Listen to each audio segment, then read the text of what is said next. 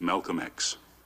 I think a lot of people are confused by the new Arabic name, El Hajj Malik El Shabazz. I've always had the name on my passport, Malik El Shabazz, I only used it in the Muslim world. Well, Hajj is a title that is given to any Muslim who makes the pilgrimage to Mecca during the official Hajj season.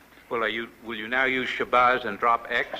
I'll probably continue to use Malcolm X and I'll probably use it as long as the situation that produced it exists. You don't feel that Shabazz takes the place of X? My going to Mecca and going into the Muslim world, into the African world, and being recognized and accepted as a Muslim and as a brother may solve the problem for me personally. But I personally feel that my personal problem is never solved as long as the problem is not solved for all of our people in this country. So I remain Malcolm X as long as there is a need to protest and struggle and fight against the injustices that our people are involved in this country. Are you prepared to go into the United Nations at this point and ask that charges be brought against the United States for its treatment of American Negroes? Oh, yes. Oh, yes, please. I think you're right in my chair. The audience will have to be quiet. Yes, as I pointed out when I was during my traveling, that African nations and Asian nations and Latin American nations look very hypocritical when they stand up in the United Nations condemning the racist practices of South Africa and that which is practiced by Portugal and Angola, and saying nothing in the UN about the racist practices that are manifest every day against Negroes in this society. Even in South Africa, those Africans aren't faced with bayonets and aren't faced with police dogs. I would be not a man. If I was in a position to bring it in front of the United Nations and didn't do so, I wouldn't be a man. Malcolm, do you intend to lead the charge in the United Nations? Well, I find that to say you're going to lead something creates a lot of hostility, division, jealousy, and envy. I hope to work with any group of leaders or any group of organizations to do whatever is necessary to see that this problem is brought before the United Nations. Have you had any commitments from any nations in Africa to support you in such a move? I would rather not say at this time.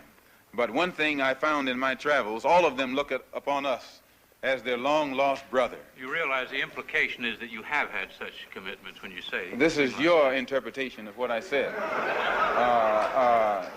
One thing that I found in all of my travels was that all of the Africans, not only the Africans, but the Asians and the Muslims, look upon us as their long-lost brothers. And America had actually tricked many of them into a hands-off policy by giving them the impression that she was honestly trying to do something to solve the problem.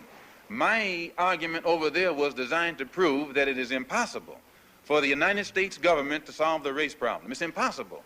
Malcolm, on your trip abroad, you said you sensed a feeling of great brotherhood and that conceivably you would be working toward integration in this country now. At least this is what you're reported to have said. Have you any comment on it? I don't think that I ever mentioned anything about working toward integration.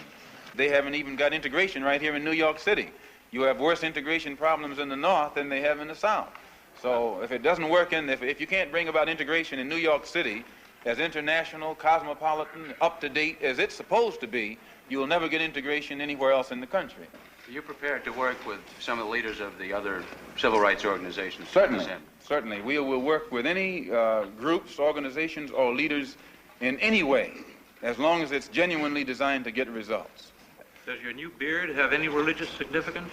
No, not particularly, but I do think that you'll find black people in America, as they strive to throw off the shackles of mental colonialism, will also probably reflect an effort to throw off the shackles of cultural colonialism. And they may begin to reflect desires of their own, with standards of their own. Malcolm, your more controversial remarks was a call for black people to get rifles and form rifle clubs sometime back.